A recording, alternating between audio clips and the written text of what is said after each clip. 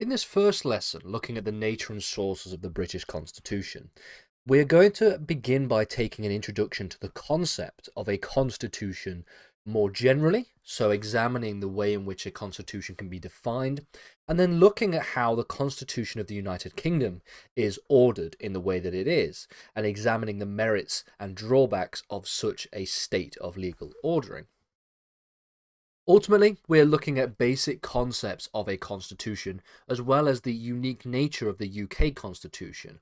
Spoiler alert, the United Kingdom's constitution is very unique in comparison to a number of other states around the world. We're going to examine why, and we're going to examine the benefits and the drawbacks of that particular situation. The first question that we therefore have to ask is, what actually is a constitution? When we think about what a constitution is, essentially, a constitution comprises the laws, rules, and practices by which an entity is governed. Now, we're using the word entity in this regard because a constitution need not apply to single states. A constitution may apply to all kinds of various different entities, whether that be states or potentially that could be business practices. So, for example, a company may have a constitution, the constitution of a company, which is the way in which a company is ran and ordered. But so too may states, and arguably the two most common interpretations of where we find a constitution existing is in relation to a company on the one hand and states on the other hand. Now, a constitution in the form of a state constitution also allows for the setting out of formal relationships between the various different branches of government. A constitution can also outline certain rights of citizens, and this is often described as some kind of Bill of Rights. We'll get on to the way in which our constitution in the United Kingdom actually comprises and codifies various rights towards individuals. Now, I'm going to use codified as a special term because one thing that is notably interesting about the UK constitution is the uncodified nature of it. So this brings us to the distinction and the delineation that we can derive between a codified and an uncodified constitution. This is one way in which we can class various kinds of constitutions, often in relation to states, state constitutions. So a codified constitution is simply one in which the entirety of that constitution is written down in one place. So, for example, the Constitution of the United States of America is a single document consisting of a main body, which is described as the United States Constitution, as well as its various amendments, there being a current 27 in practice. So if I wanted to go online and order a copy of the US Constitution or find a PDF copy of the US Constitution, that would be pretty easy to do because the US Constitution is one single document that is written all in one place. On the other hand, an uncodified constitution is one that is not written down in a single place.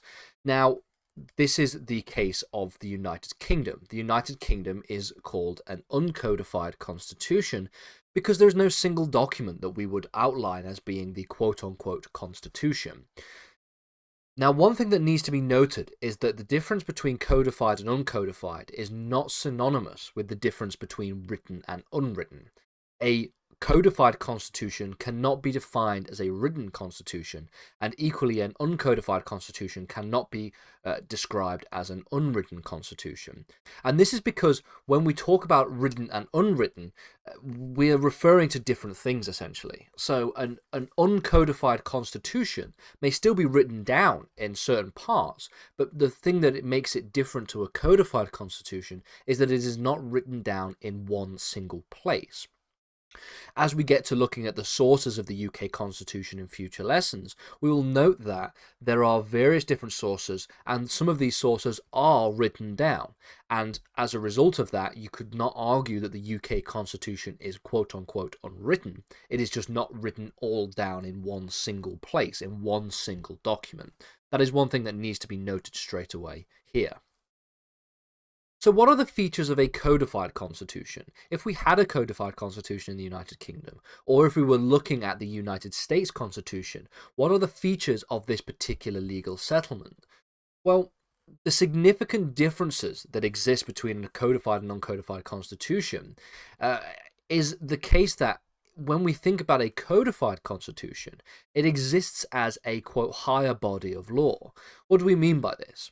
Well, normally when we think about a codified constitution, a single written document, there is often a process in that written document which outlines the process for amending the constitution. And so the amendment of a constitution that is codified is often a special procedure that is different to that of a normal law that is passed by a legislature. And because it cannot be amended in a nice, easy way, we would suggest that the principles and laws and rules that are found in a codified constitution are entrenched. They are difficult to change. That is all what entrenchment means.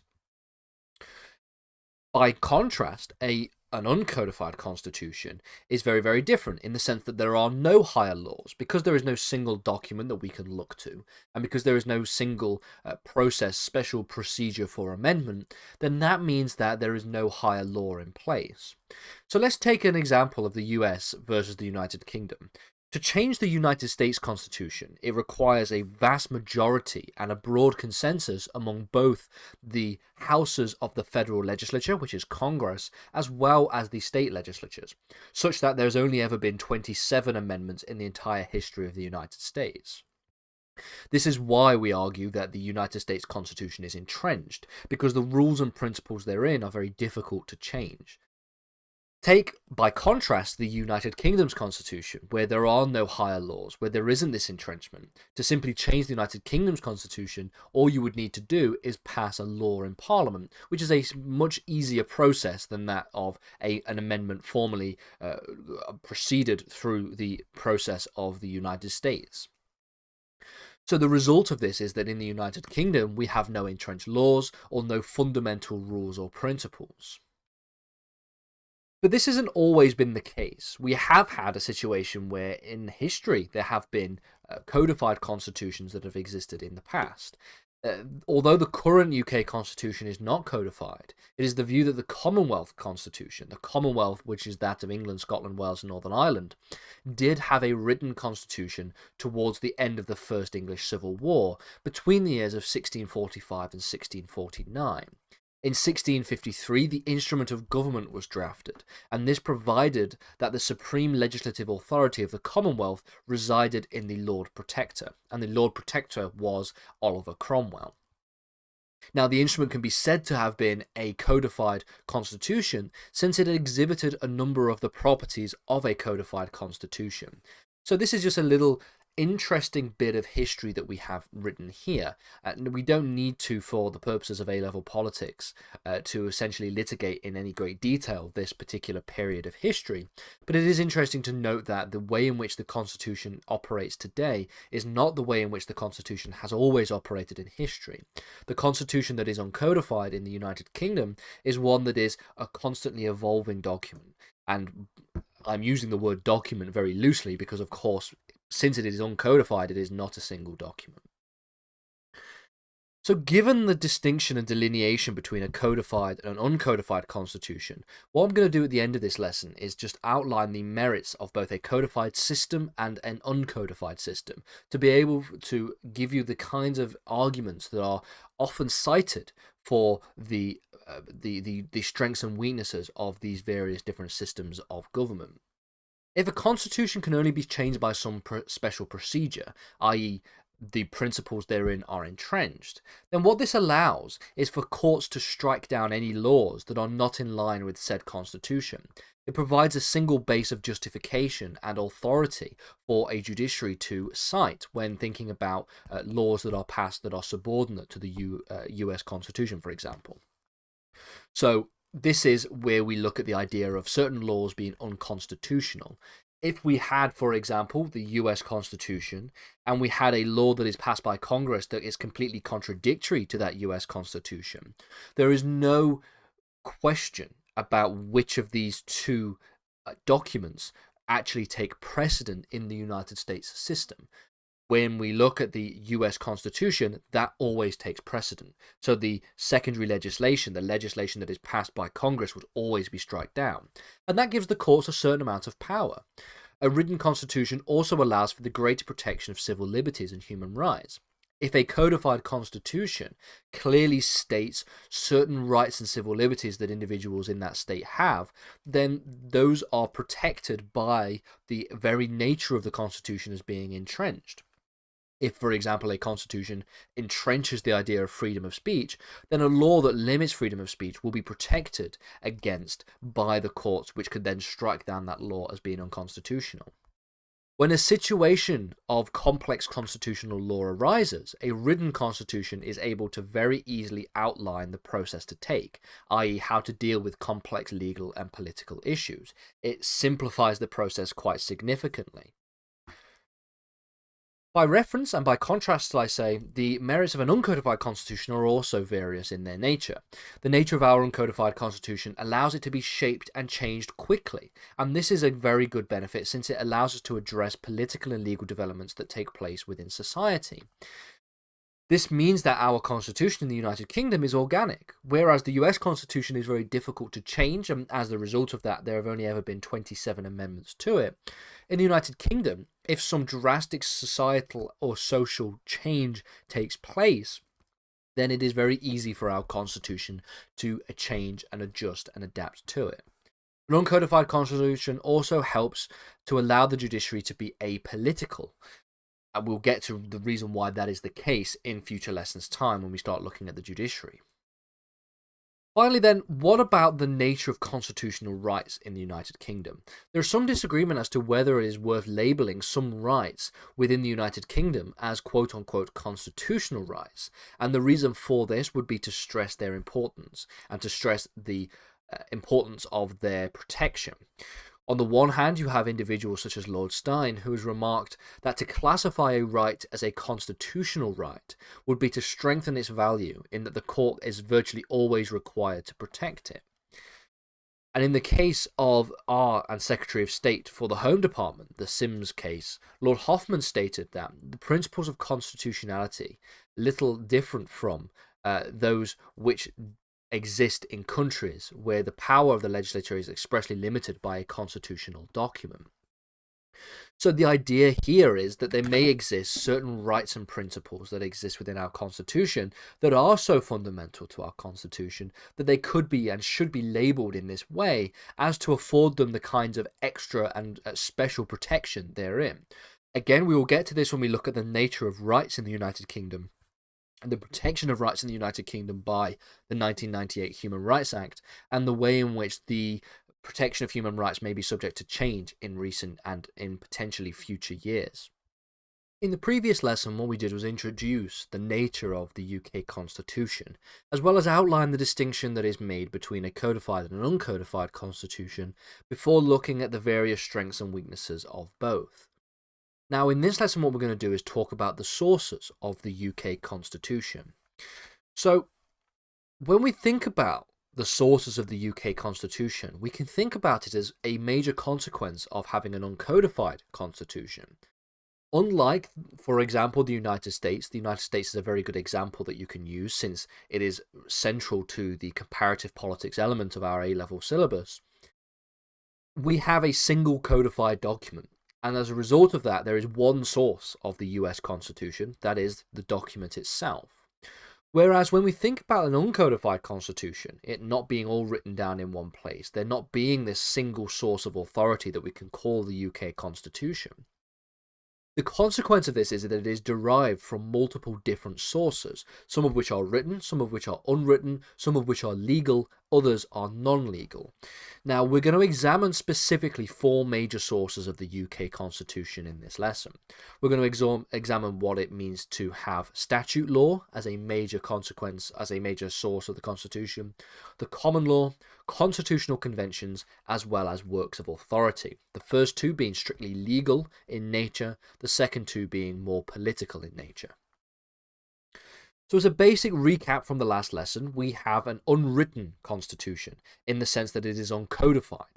Now, written here is the fact that I've said it is unwritten, when in reality it is more accurate to say that it is uncodified, because there is a distinction between unwritten and uncodified.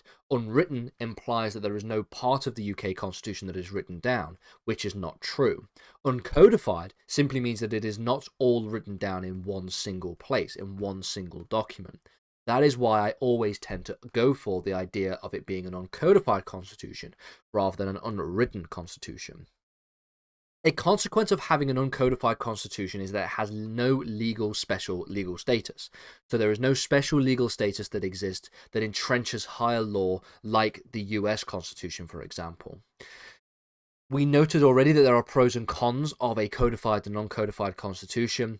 The UK did once have a codified constitution following the English Civil War. This didn't last too long, as written here in brackets, and it was described as the Commonwealth Constitution under the protector of Lord Oliver Cromwell, should I say. Because the UK Constitution is uncodified, unwritten is different to uncodified, not written down in one single place, it means that it has its origins from a number of different sources. We'll identify the 4 as we go along. So let's begin with the first legal source of the UK Constitution, this being statute law. From around the 16th century, it became an increasingly established principle that Parliament would be the quote-unquote supreme lawmaking authority in the United Kingdom. This becomes known as the principle or the doctrine of parliamentary sovereignty, and we will talk about that in its own separate lesson in the future. The major event which takes place in relation to this, which really instantiates this idea of parliamentary sovereignty, is the Glorious Revolution of 1688. You don't need to know too much about the history of the Glorious Revolution, unless you're an A-level history student, for example, and so as a result of that, we're going to move on quite swiftly. Now, the statute law as a source of the UK Constitution consists of all the pieces of legislation passed by Parliament. However, it is seen that some of these statutes are more constitutional than others. It is generally seen by constitutional lawyers now that the consensus is that when we say that one of the sources of the UK Constitution is statute law, we're not often referring to all statute law. We're referring to the very specific and very limited pieces of statute and pieces of legislation that are considered to be quote-unquote constitutional. These may include, for example, the 1998 Human Rights Act, the Bill of Rights of 1688, the European Communities Act of 1972, the Constitutional Reform Act of 2005. Now, there are others, and we will get to looking at further legislative reforms and legislative changes that have taken place when we examine the constitutional reform since 1997. But for now, that is just a brief overview, a brief highlight of some of the pieces of legislation which are considered to be constitutional. Now, acts of Parliament that raise constitution-based questions are the ones that therefore shape and form part of the UK Constitution. So you might be asking the question, okay, well, what is the clear distinction and delineation between a constitutional and a non-constitutional statute? And the answer to that question is that there's no single one rule that we can refer to. It is debated about which statutes are considered constitutional and whether or not they can be considered constitutional by doing more or not just merely raising constitutional questions. The case of Thoburn and Sunderland City Council gave reference to this idea of constitutional statute, and in reference to the European Communities Act, it cited the idea that the idea of constitutionality of statute law can be described as meaning that a statute cannot be read as overridden by other statutes unless very clear language is used. This is a very wishy-washy way of saying that a constitutional statute cannot be repealed through the parliamentary doctrine of implied repeal. So, as a very brief overview, we're going to get to this in a future lesson's time, so don't worry if you don't understand it yet, but a consequence of the principle of parliamentary sovereignty is that A, Parliament is the supreme lawmaking authority in the United Kingdom, and B, a Parliament cannot bind its successor. So Parliament cannot pass a law that a future Parliament cannot revoke. And one of the things that is cited as a consequence of this is something known as the doctrine of implied repeal. Let's take an example. If I passed a law in 2005 that said one thing, and then in 2010 I passed another law that says the exact opposite, without specifically overriding or reversing that legislation, without actually saying in the 2010 statute that the previous legislation in 2005 is no longer valid, you could argue that the 2010 statute has impliedly repealed the earlier 2005 statute because it completely contradicts all of the provisions therein. Now, that is something known as the doctrine of implied repeal, and is a consequence of the idea of parliamentary sovereignty. Now, what the case of Thoburn and Sunderland City Council cited in 2002 is that the doctrine of implied repeal may not be applicable to what are known as constitutional statutes. And if that is the case, it means that a piece of legislation like the Human Rights Act may not be repealed by simply contradicting it in a subsequent piece of legislation. If you want to repeal the Human Rights Act, you have to use very clear language that says we are repealing the Human Rights Act in that piece of legislation. So that may give us a distinction between a statute that is constitutional and is merely ordinary. But it doesn't give us an indication as to what actually are the characteristics of this kind of statute, of a constitutional statute. And one of the ways in which we can define it is a broad set of characteristics. Usually constitutional statutes relate to the structure and formation of government, as well as the relationship between government and the people. So things like human rights legislation, constitutional reform legislation, devolution legislation as well as legislation that relates to the United Kingdom's relationship with the European Union. The common law is the second major legal source of the UK Constitution, and the common law is a body of law which is developed by judges on a case-by-case basis. It claims legitimacy as an embodiment of the values of the community given by the idea of precedent. Now, simply put, precedent is the idea that where a particular body of law, where a particular judgment has been decided by a judge in a case, then subsequent cases of a similar nature ought to follow that precedent, unless there's a very good reason for not doing so. So if I have a case that is decided in the 1980s and then a similar set of circumstances arrive in 2002 in a similar case, then I could refer back to this previous case in the 1980s as precedent, as a citation, as an example of how this particular legal issue is decided in previous case law. And unless there's a very good reason why that previous case law is wrong, you ought to follow that precedent so far as you can. Sometimes in the United States system of constitutional law, it is a principle known as stare decisis. Now, historically, the common law actually predates Parliament, and the common law has been developed for hundreds of years, and arguably the origins of the common law date back to the reigns of the Angevin kings in the Angevin Empire. Now, if you want to know about the history of the common law and the development of the common law, if you're just generally curious, we have a series over on the Law Academy, which is the study of the history of English law, going from the Anglo-Saxon period all the way up to the end of the Angevin Empire and into the Magna Carta. Now, that is an undergraduate and postgraduate level series of lessons on the history of English law. But if some of you are particularly keen and interested to examine it, then there are some lessons over there if you want to just have a better understanding of this particular area, or if you're just generally curious. However, there is tension between the common law view that is championed by judges such as Coke and Blackstone and the modern political notion of the idea of Parliament being the single most powerful institution of legal importance in the United Kingdom. We'll get to this in future lessons' time. The first non-legal source of the UK Constitution is this idea of a constitutional convention. Now, conventions are rules and principles that are not legally binding, but are nevertheless accepted practice. They are general rules of thumb that major important people within government follow. Constitutional conventions are only binding by virtue of their acceptance by those in power.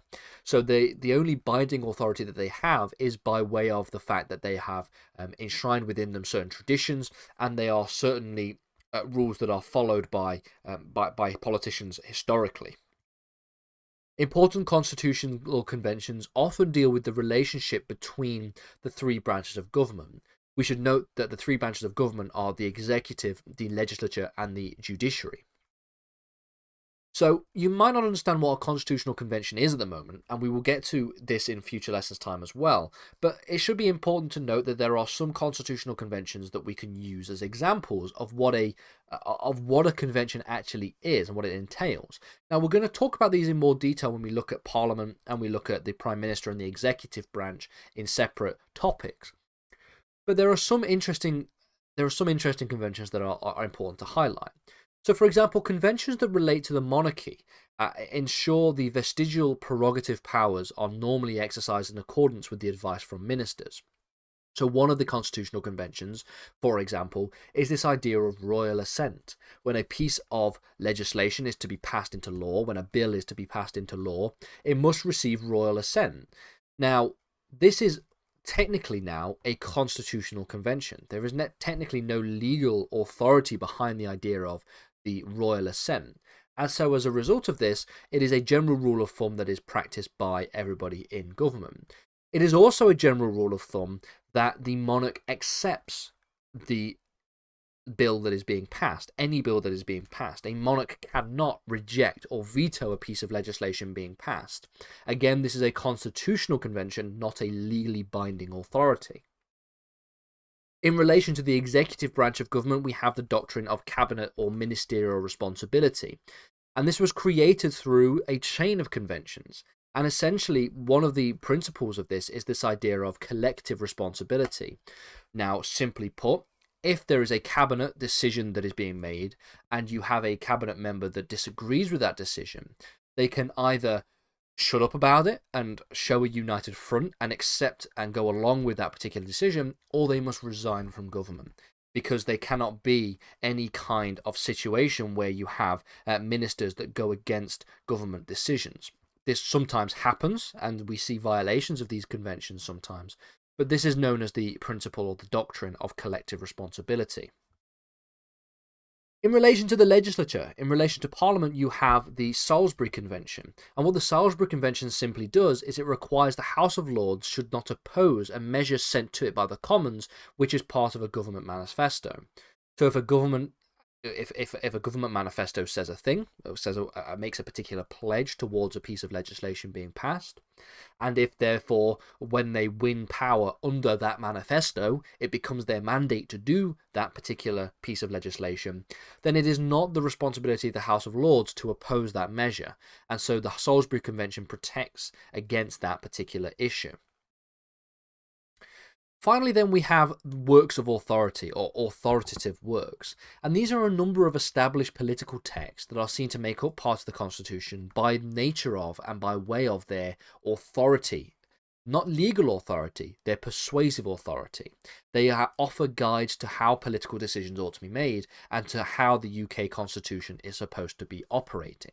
So, for example, A.V. Dicey's Introduction to the Study of the Law of the Constitution from 1884 is seen as a work of authority because of its authoritative nature in the understanding of the UK Constitution. We'll come back to A.V. Dicey in separate lessons' time, but it is important to note that this is one particularly interesting example of a work of authority. Again, it doesn't have legal authority, but it has persuasive authority.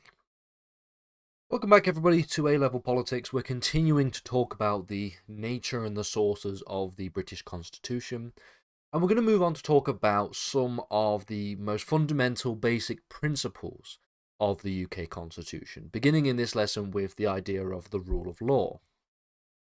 So the core principles over this lesson and in the next few lessons that we're going to look at include this idea of the separation of powers, which we'll get to in a future lesson, the principle of parliamentary sovereignty, which is of course very core in our understanding of how the UK Constitution works, the rule of law, which is of course what we're going to be focusing on in this lesson, and this idea of operating within the broader context of a constitutional monarchy. What do we mean when we think about the idea of a constitutional monarchy?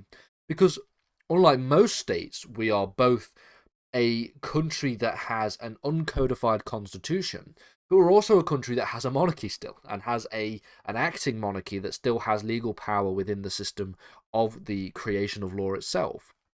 So we'll think about what it means when we think about the idea of constitutional monarchy and the idea of the royal prerogative and the influence that that has. And we'll also look at that in more detail when we think about the lawmaking process, when we look at Parliament more specifically, as well as the influence that the monarchy has over the executive branch.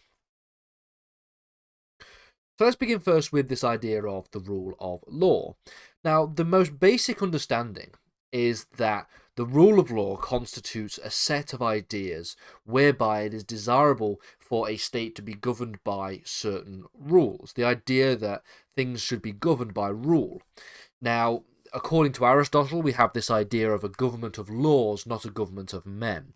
The idea specifically referring to this principle that it is not people that rule us, it is the law that governs society. A government of laws. We are to be governed by the rules themselves rather than the people who maybe create the rules, or in the cases of earlier centuries, the idea of the monarch that has this divine right to rule. Rather than having this idea of a divine right to rule, we have this idea of the government of laws, not the government of men. Now, the rule of law does, however, have many different interpretations, and it's beyond the scope of an A-level politics course to think about the idea of the rule of law in any great significant detail. That's something for undergraduate university courses in philosophy, in law degrees, in political science, etc., etc. So if you're somebody who is studying A-level politics right now and is looking to potentially do a law degree or do a philosophy degree or a politics degree, then this might be something that you will end up doing in far more detail and have a greater understanding of as time goes on. It's recognized internationally that we have this idea of a rule of law, and for the most part, the rule of law is a principle that is applied in the vast majority of Western liberal democratic systems. It is a system that is also arguably applied in certain areas of international jurisdiction as well. So, specifically, the idea of a rule of law, the idea of law being the constitutional framework and the foundation for the rules that are established, at least in the context of England and Wales, this goes back and dates back to the Anglo-Saxon period, where we have this idea of a contract that is established between the ruler and the ruled under the obedience of the monarchy. In this case, and in the Anglo-Saxon period, we're talking about, of course, the king. The first true queen of England was Mary I in the late 1500 or mid 1500s specifically. Now, the reason why I'm delineating here between the United Kingdom and England and Wales is because of the fact that legal systems in England and Wales is very different to the legal system that we have in Scotland and Northern Ireland. And England and Wales essentially merged their legal systems together all the way back in the period of the Angevin Empire, or even, I believe, potentially before that, in the 1200s. And the system of law that we talk about is a system of law in England and Wales.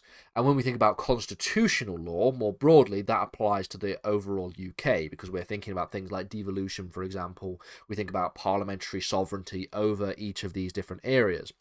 But there is often a delineation that is had between law in England and Wales and law in the United Kingdom. So, for example, if you ever go to a university and you ever go and study for a law degree, for example, and you decide to do criminal law, or you'll have to do criminal law, you do a module on criminal law, you will not do a module on UK criminal law. You'll be doing a module on criminal law within the jurisdiction of England and Wales. If you go to Scotland and study Scots law, you'll be doing those kinds of issues within the context of Scots law. So that's why I've just mentioned England and Wales here. So the English version of the rule of law stresses that the key foundational concept of a rule of law is this idea of the common law. Now, the common law was built out of the reigns of the Angevin kings within the Angevin Empire in the 1200s, the period of around the 1200s. But it does date back to the Anglo-Saxon period. There are definitely studies of law under the reigns of Alfred the Great, for example. And even these ideas date back even further to an extent to this idea of a Roman law tradition. According to Koch, the rule of law protected both the ruler as well as the subject, the ruler against criticism and the subject against tyranny. So it essentially limited the powers of both the ruler and the subject in that regard. So let's think about the interpretations of the rule of law. We have this idea of a core rule of law principle, and this is the basic idea of the rule of law that we have explored in this lesson and that we have been talking about. It means government by law informs on general rules as opposed to it being the discretion of the ruler, okay? So instead of it being the arbitrary discretion of a particular ruler, whether that be a monarch, for example, then this is delineated from that, because when we think about the discretion of the ruler as cited here on this presentation, we're talking about the arbitrary discretion of the ruler, which is how it used to operate when we had monarchs that had discretionary power that came from this idea of a divine right of kings. And so what we have here is the idea that the rule of law protects against this. Government by law informs on general rules, rather than this idea of the ruler tyrannically and arbitrarily making decisions on the basis of their own particular discretion. In addition to this, we have a further interpretation of the rule of law, which is this idea of the quote-unquote amplified rule of law. And this claims that certain principles relating to ideas such as justice and fairness are inherent in the notion of the rule of law itself. Now, what we mean when we constitute conversations about justice and fairness, and we can often, in the context of legal studies, throw in this word that we refer to as equity, the idea of equity within a system. All of these things are relatively fluid notions, but they do fundamentally relate to this idea of a rule of law, according to this amplified approach to the idea of the rule of law. Now, what does justice mean? What is fairness? What is equity? Are all very interesting questions that are very deeply philosophical, and you would do if you were doing a philosophy or a political science degree. But one of the ideas that is inherent in this is that the rule of law is justice, the rule of law is fairness, the rule of law includes principles of equity.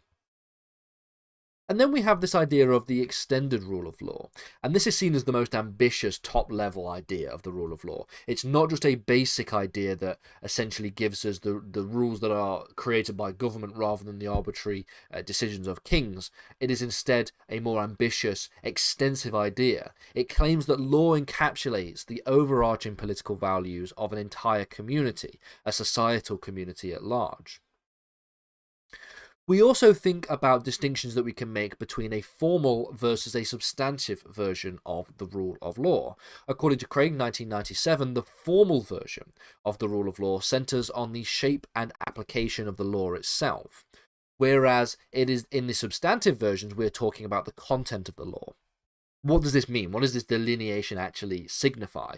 Well, the formal version is talking about the law as an idea, the law as a consequence that is broad and that we can think about in relation to how it operates, how it looks, how it works. Whereas the substantive version of the rule of law doesn't necessarily look at the law as a whole entity, but it looks at specific substantive ideas relating to the content of the law, what the law actually says, what different laws say, how these laws are applied, and principles that are applied therein. So these are another ways in which we can delineate between a formal versus a substantive rule of law. So we sort of have two different dimensions of delineation when we think about the rule of law. We have this sort of vertical dimension talking about the level of scope that the rule of law essentially abides by, with the idea of the core rule of law, the amplified rule of law, and the extended rule of law. And then there is this horizontal examination of scope relating to the formal versus the substantive versions. And so essentially when we think about the rule of law, as I mentioned at the start of this lesson, it is a broad topic that is something that for an A-level student is probably not going to be, you're not going to be getting into in too much detail. When you do a university degree in these kinds of subjects, that's when you really start to get better understandings and have a much deeper appreciation for principles relating to the rule of law. In the previous lesson, we introduced the first of the major principles of the British Constitution. This was the rule of law, and the idea of the rule of law. In this lesson, what we're going to do is talk about the next of these major principles, which is this idea of a separation of powers between branches of government.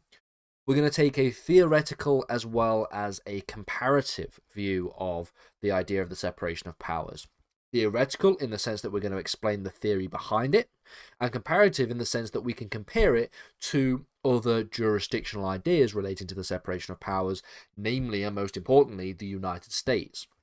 So this is going to play quite nicely into your studies that you will do in your second year for A-level politics, which is relating to US and comparative. So we're going to be talking a little bit about how the US system works, just as a way to be able to clearly delineate between the UK and the US system.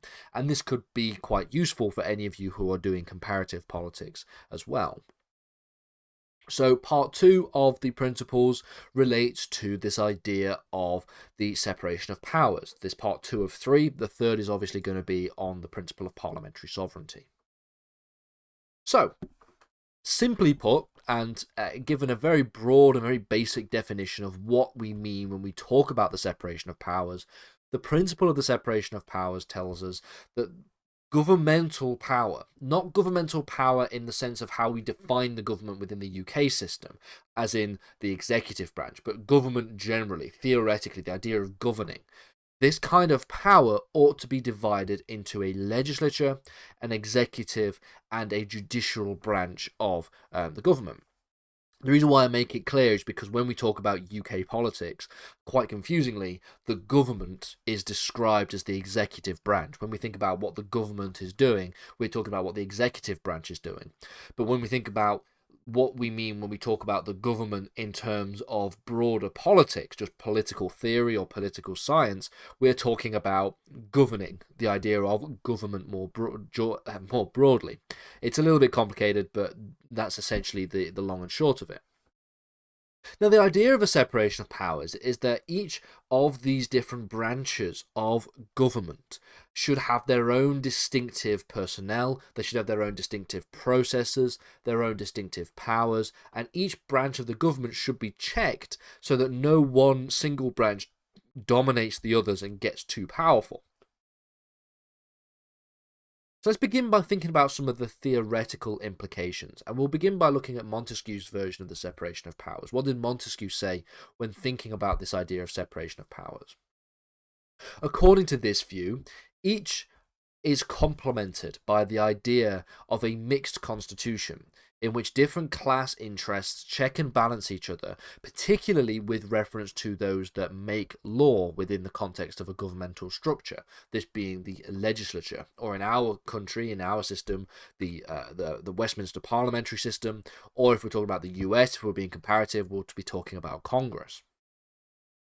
There is a vestige of the mixed constitution in the institutions of monarchy as well as the House of Lords, because the idea of the mixed constitution, cut off from its historical association with this idea of hereditary aristocracy, might actually be valuable as a check provider over the crude understandings of majoritarian democracy. So when we think about political theory, there is this idea that majoritarian democracy is a crude method by which decisions are made within a state structure, and that a useful check against this is this idea of hereditary aristocracy, the idea of a hereditary monarchical system, of an unelected branch of government, an unelected branch of the legislature, that being the House of Lords, these providing a useful check to this idea of majoritarian democracy. Somebody who is very pro-democracy, of course, will definitely critique this argument, because there is definitely strong arguments on the idea of having an elected House of Lords, for example, and having a republic rather than a constitutional monarchy, removing the monarchy from power. All of these different ideas are, of course, very popular and vogue ideas within the context of making major constitutional reforms in the United Kingdom going forward.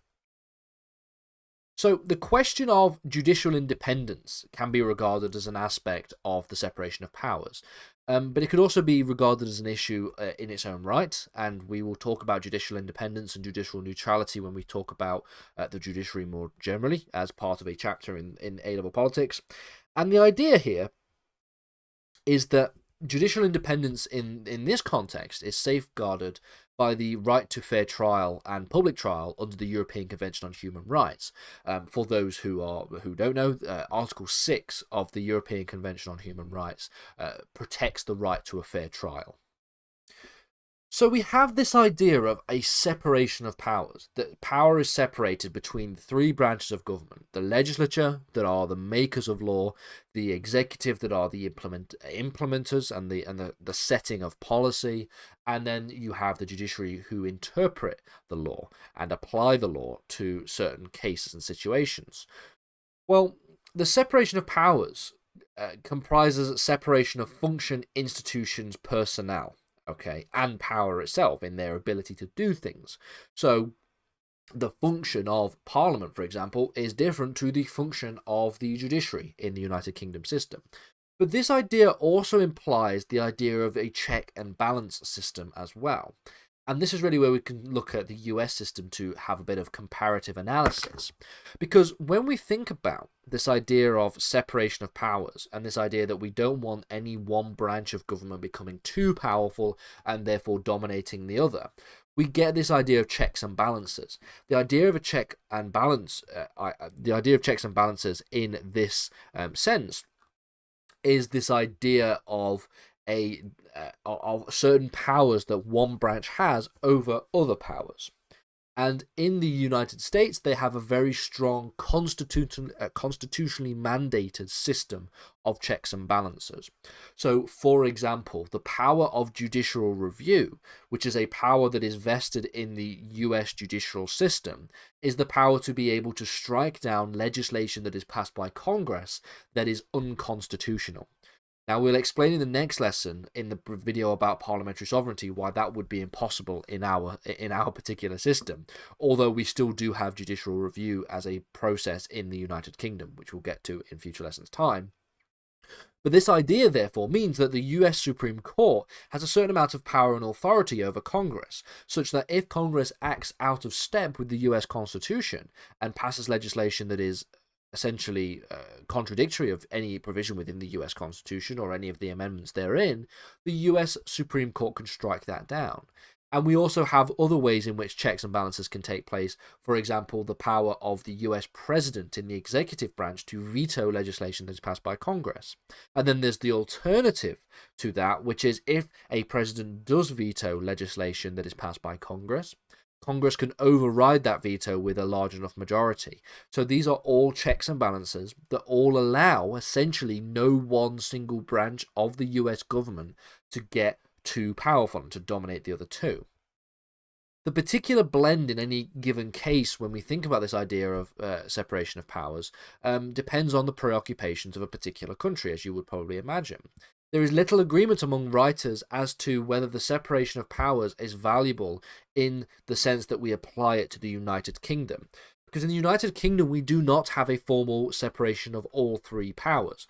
We have a fusion of powers between the legislature and the executive branch of government.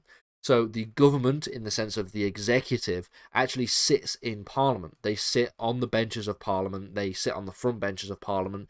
They conduct and pass and vote on legislation that is going to be passed through the parliamentary structure, which is obviously very different to other examples of other states around the world.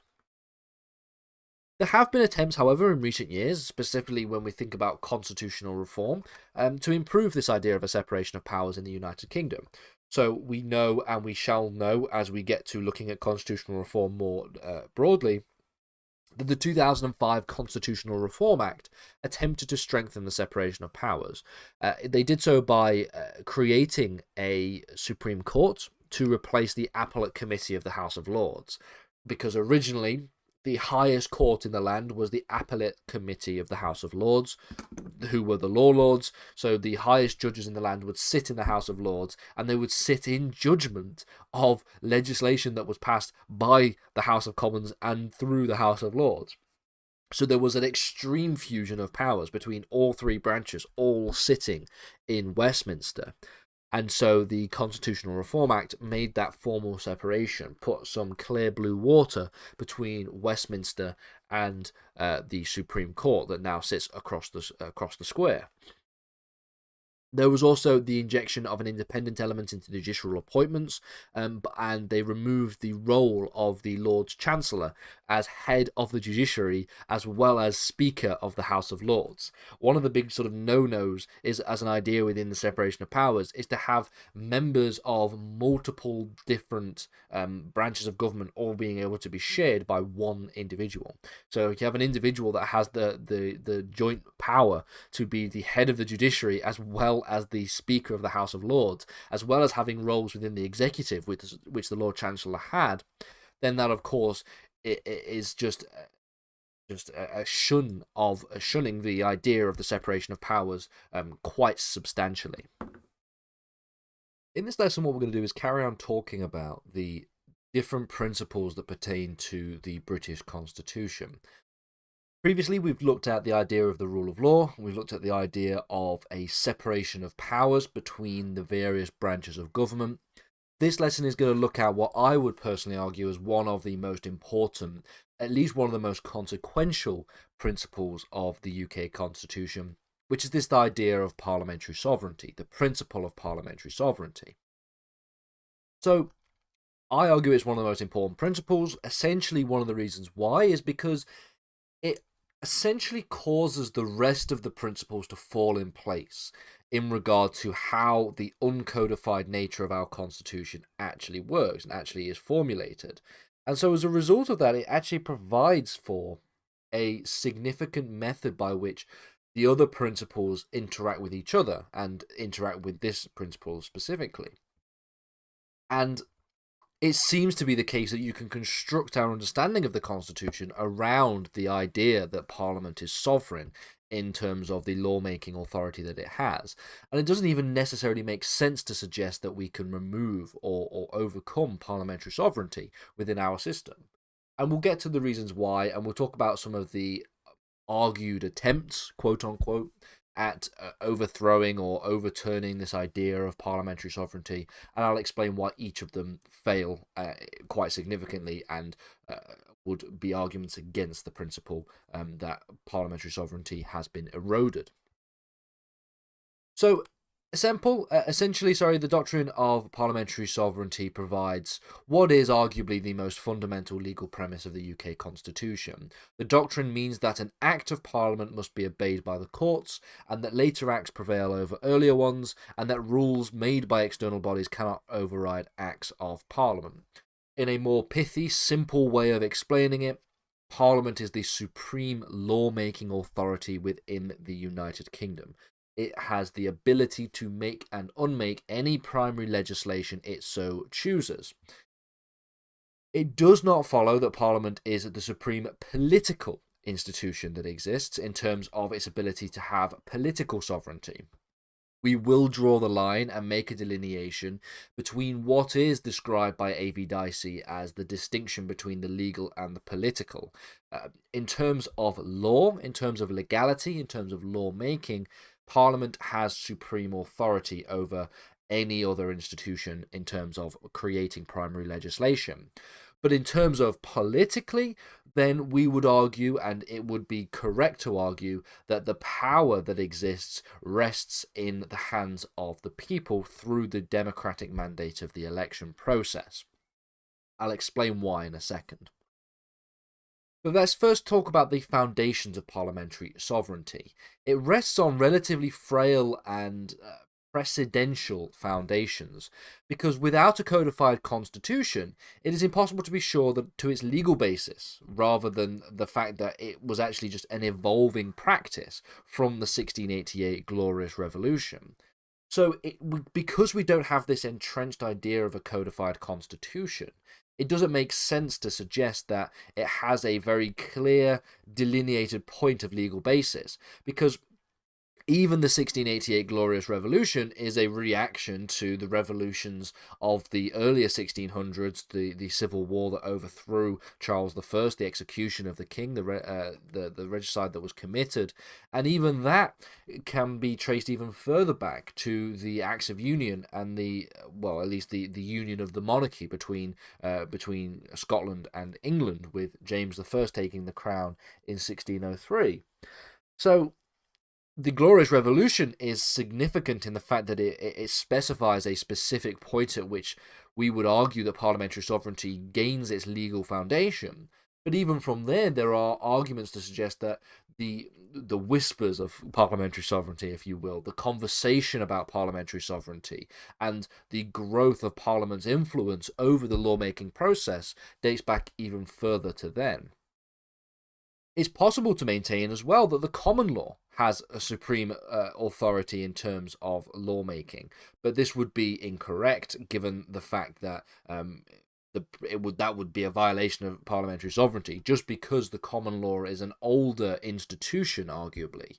It is indeed definitely older than the principle of parliamentary sovereignty. It does not therefore mean that statutory law is something that is subordinate to that of the courts, although the courts interpret statute law. There's a lot of things that have to be unravelled in this regard. The question of ultimate source of power cannot be answered within the legal system necessarily, because it depends on a public acceptance of this power. But this is relating more to the political theory of power and where power actually resides. Because, like I've said, political sovereignty 100% rests within the hands of the democratic electorate. But legal sovereignty rests within Parliament by way of the consent from the people. And so you have to think about that as well. But let's understand parliamentary sovereignty in a bit more detail and understand parliamentary sovereignty specifically. Parliamentary sovereignty has two major aspects, okay? The first of these is that the courts must obey acts of Parliament in preference to any other kind of legal authority. So where Parliament says specifically and explicitly a certain thing, it is not for the courts to disregard that particular provision. There may be instances, and there are instances, where the courts may interpret provisions that are established by Parliament, and that is perfectly within the remit of the judiciary of the United Kingdom. They have the authority to interpret provisions because Parliament passes law that is sometimes very difficult to understand, very difficult to interpret. And so one of the interesting things is relating to that particular element. I mean, at the time of recording, my partner is actually somebody who is researching terrorism legislation within the United Kingdom and the way in which it has been treated by the courts.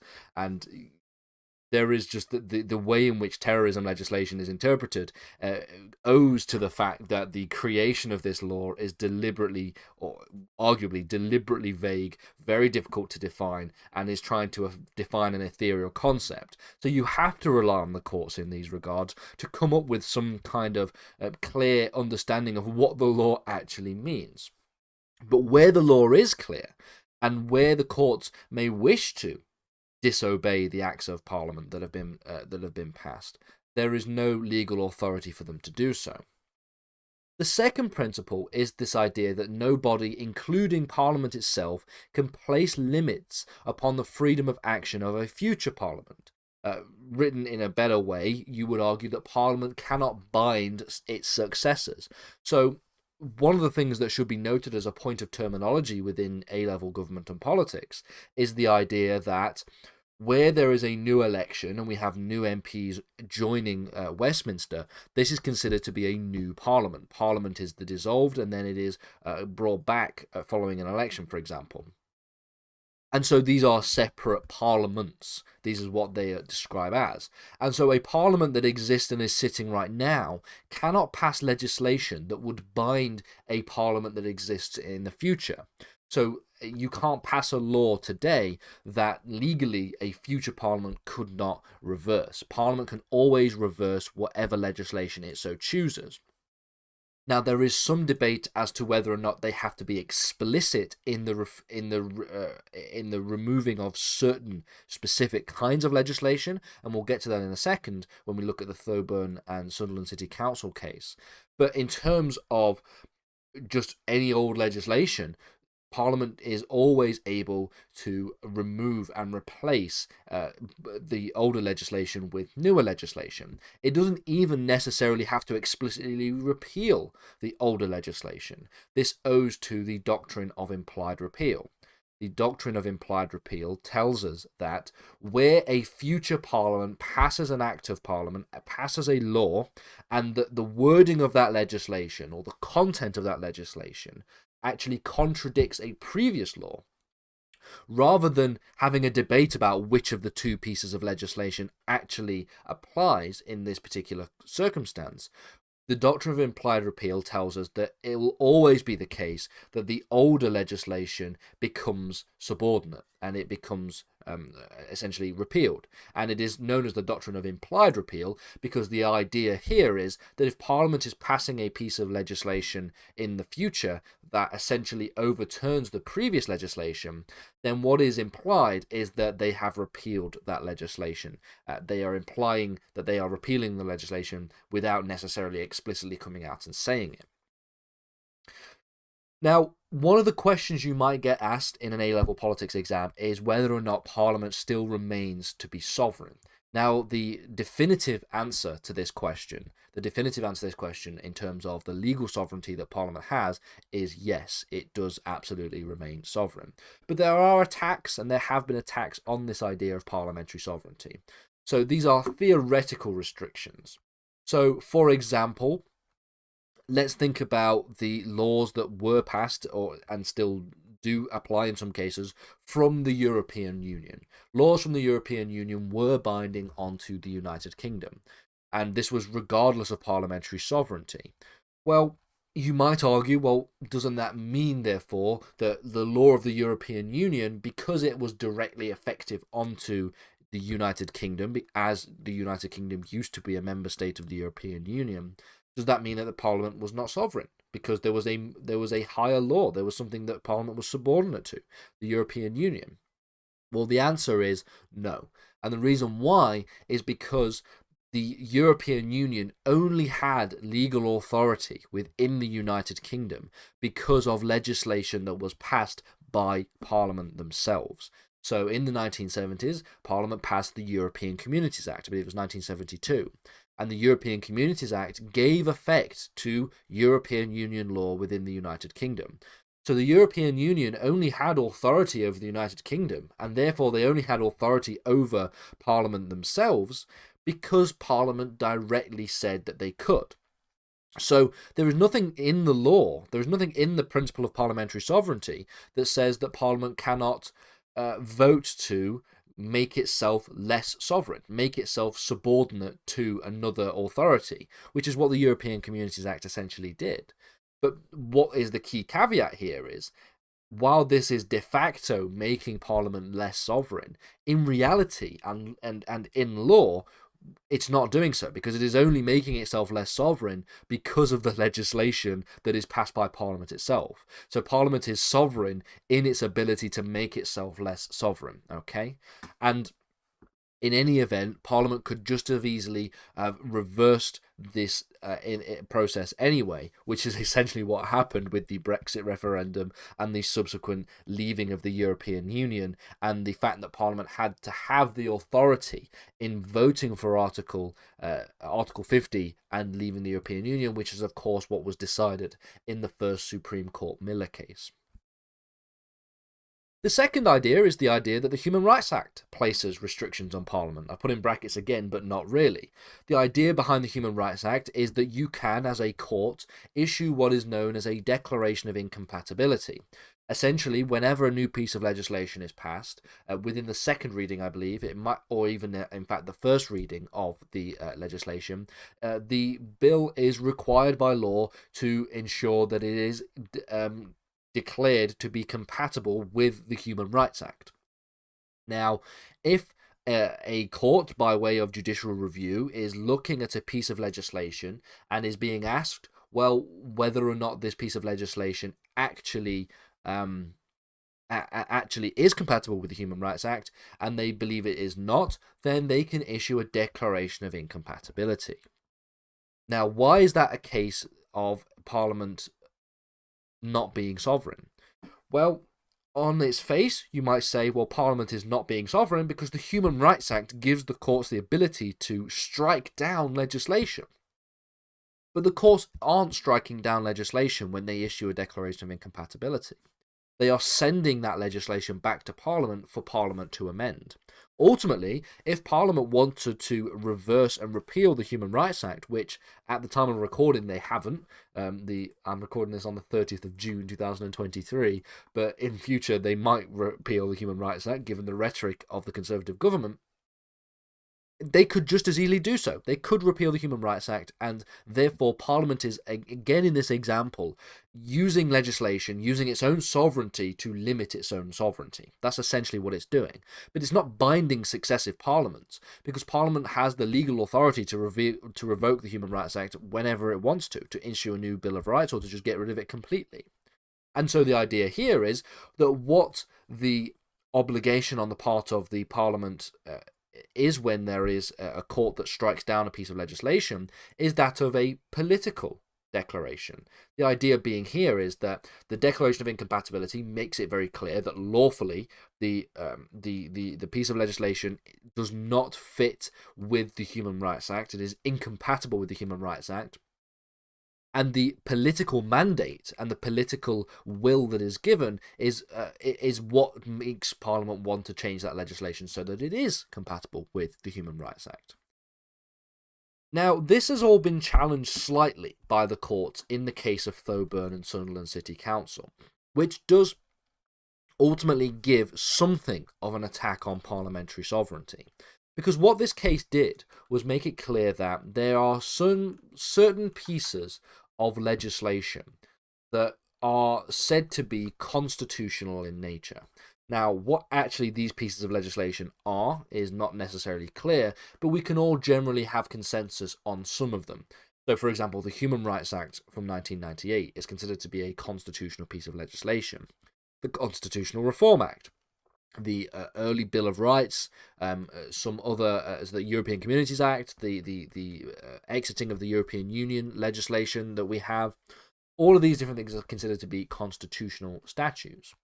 And then once it's done that, once the case made that delineation, they then went on to say that in order for Parliament to reverse constitutional statutes, they have to expressly repeal, which essentially means that Parliament does not have the ability to reverse constitutional legislation through the doctrine of implied repeal. That's what this case essentially held. It's a relatively controversial case because what this is doing is actually limiting parliamentary sovereignty, because one of the key aspects of parliamentary sovereignty is the idea of implied repeal. So what we have here is parliamentary sovereignty being somewhat reversed or somewhat limited in the sense that Parliament could not just pass a piece of legislation that is incompatible with the Human Rights Act and therefore impliedly repeal the Human Rights Act. In order for Parliament to actually repeal the Human Rights Act, they have to be explicit by making it very clear we are repealing the Human Rights Act and we are potentially replacing it, or we're just going to leave it without, we're going to leave the UK without any human rights. That is the idea that is presented here in the case of Thoburn. Does this necessarily mean that we have an attack on parliamentary sovereignty, or is it just saying that, well, Parliament is still sovereign, they still have legal sovereignty completely, no other institution is Parliament subordinate to, but it's just putting a bit of friction between the idea of parliamentary sovereignty and the constitutional statutes that they have passed? Potentially that could be an argument that is made, because ultimately, so long as there is a majority in the House of Commons, they can still repeal and replace and do anything they want with any of the constitutional statutes that are cited in Thoburn and Sunderland City Council. They just had to be explicit in doing so. That's a little debate that can be had, and that is a debate that is had with constitutional lawyers. So, another example of attack on parliamentary sovereignty is, of course, devolution, but just like with the European Communities Act and the Human Rights Act, devolution is something that essentially grants the assemblies and parliaments of the devolved bodies, like the Scottish Parliament and the Northern Ireland Assembly and the Welsh Assembly. They are granted that authority because of Westminster Statute, because of primary legislation, the Scotland Act, the Government of Wales Act, etc., etc., etc. So in the similar sense that Parliament is giving away power, they are only giving away power because they have voted themselves to give away power. They are using parliamentary sovereignty to restrict their sovereignty. The final thing you can talk about is the delineation between legal sovereignty and political sovereignty. Legally, Parliament is completely sovereign to make and unmake any law they so choose, but politically, they are accountable to the electorate. So, a good example is Parliament could technically, legally, pass a piece of legislation that makes it perfectly legal for murder to be allowed. It makes murder legal. Now, legally, there's no restriction on doing that. But politically, it would be a very unpopular idea. It would probably cause either the forcing of an election or, more likely, a revolution. And so the idea here is that Parliament is limited by the people in the sense that there is a political limitation on sovereignty. There is a distinction between law and politics and between political and legal sovereignty, such that legal sovereignty is much higher than political sovereignty. This was an idea that was presented by the constitutional jurist, the constitutional thinker, A.V. Dicey. What I want to do in this lesson is talk about our understanding of human rights and civil liberties within the United Kingdom. And this is going to relate specifically to the nature and sources of the British Constitution. Because essentially, when we think about one of the key fundamental aspects of constitutional law, we are focusing on this idea of a relationship between the state and the people. And one of the ways in which this relationship exhibits itself is through the idea of civil liberties and human rights. So that's why that's an important part of this particular series of lessons. Now, we're going to explore some of the constitutional implications which are related to fundamental rights and specifically talking about this idea of civil liberties. Now, there is a lot of philosophy that is spent talking about and trying to make a delineation between the idea of human rights and civil liberties. Essentially, I'm just going to be using the two interchangeably in this lesson. Okay? So, the concept of human rights attempts to identify fundamental human interests which have some kind of special status in the sense that they are not to be violated.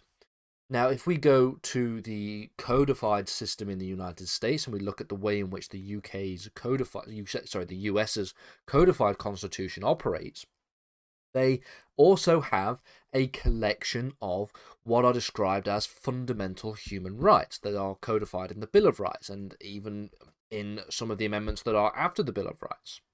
Now, one of the things that is interesting here is that essentially what the concept of human rights does is recognize that there are some fundamental characteristics that are applicable to every single human being, regardless of where you are from and regardless of whereabouts on the socioeconomic ladder you may be, your ethnicity, your race, your gender, your sexual orientation, etc., etc., etc., and that these rights ought not be violated.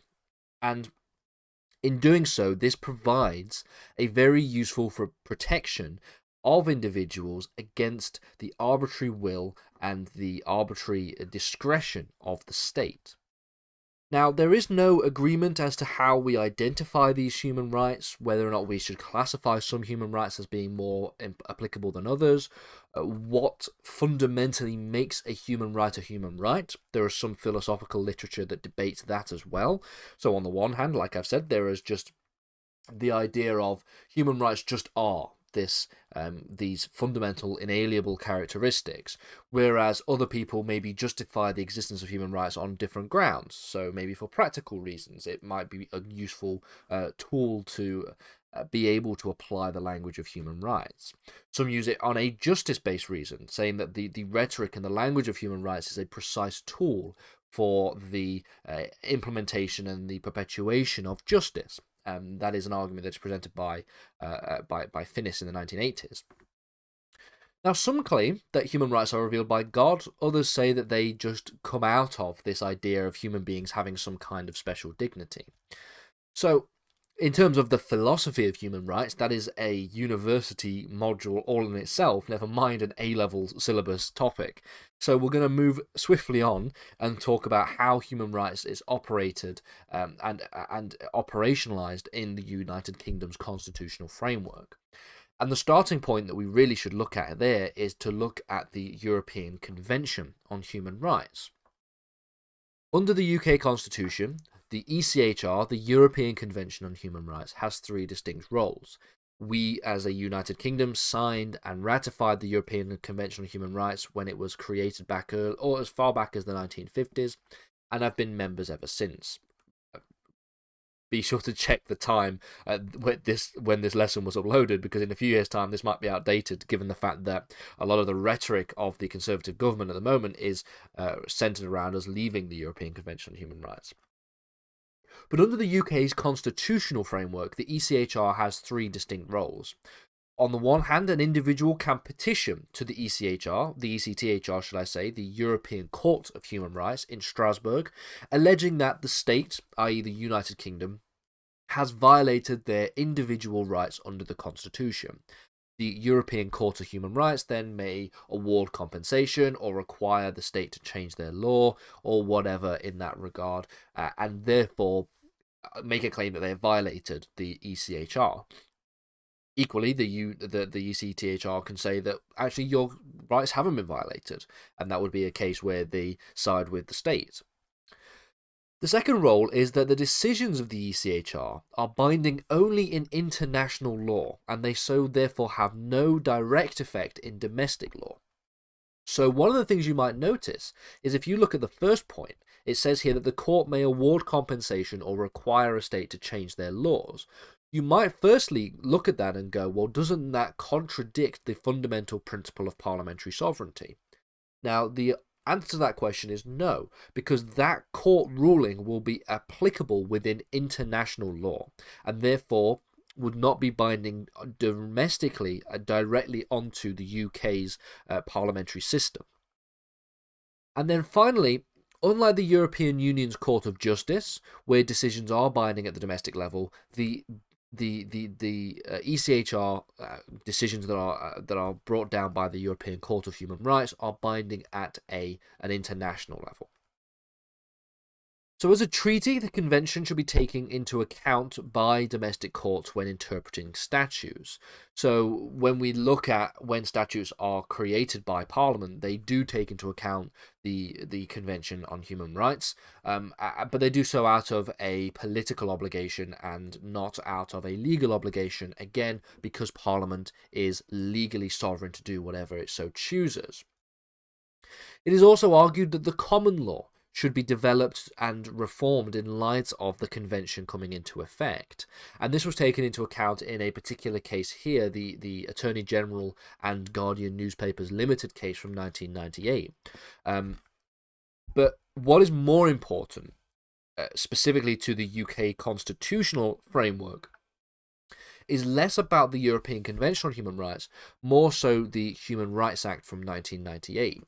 Because what the Human Rights Act of 1998 does is incorporates the main rights that are listed in the Convention, not necessarily the Convention itself, but the main rights that are listed in the Convention, into UK domestic law and provides a special mechanism for applying them within the domestic court structure. Essentially, what happened before the passage of the Human Rights Act and the coming into force of the Human Rights Act was that if you felt that your convention rights had been violated in the United Kingdom, you would have to take that grievance to Strasbourg. You'd have to take that grievance to the European Court of Human Rights. What the Human Rights Act did was incorporate them into the domestic legal framework of the UK's constitution. So whereas the European Court of Human Rights decisions were binding in international law on the United Kingdom, the Human Rights Act-based decisions are binding in domestic law by the UK's domestic courts. In R and Secretary of State from 2007, Lord Bingham points out that rights under the Convention differ from the rights created by the Human Rights Act by reference to the Convention. So there's a little bit of a legal terminology and legal rhetoric that needs to be quite carefully walked through, shall we say, when we talk about the distinctions and delineations between the European Convention on Human Rights and the Human Rights Act. Because the Human Rights Act, essentially, if we were being colloquial and we're just talking about this broadly, you would be remiss in saying that the Human Rights Act actually just incorporates the convention into UK law, and it does to an extent, but Lord Bingham points out that there are certain differences and certain delineations that you can make between the Human Rights Act and the convention rights that are established. As we've said already, the Human Rights Act does not incorporate the European Convention of Human Rights into UK law, but rather gives rights to incorporates rights into UK law that are drawn from the European Convention on Human Rights.